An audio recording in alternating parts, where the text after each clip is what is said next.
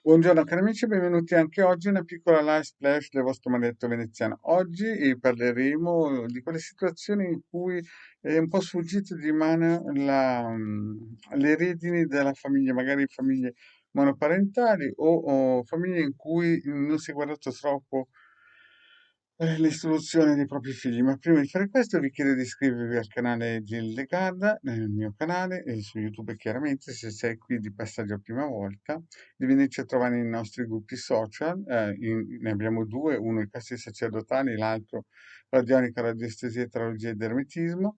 Nell'ultimo siamo quasi 1600 amicizie ed è gratis, i link sono sotto qui in descrizione.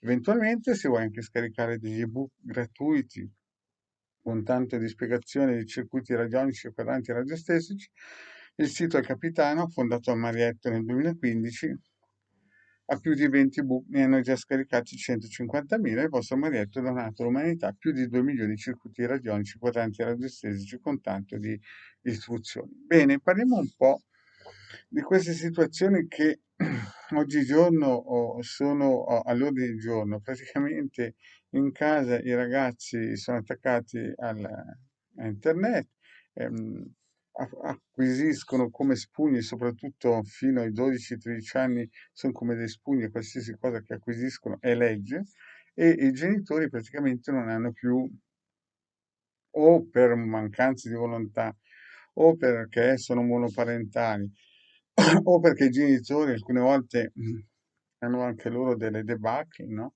Praticamente succede che questi figli ragionano come TikTok o come il social di grido in questo momento e se gli si cerca di spiegare qualcosa, loro rispondono per quello che hanno imparato da TikTok.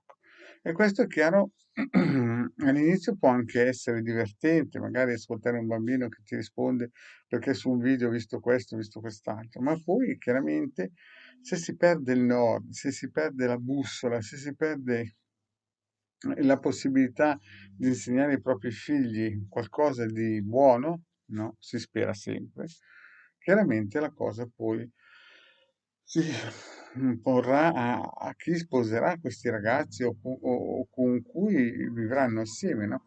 E quindi già se non si mette delle basi importanti, la situazione sicuramente decadrà.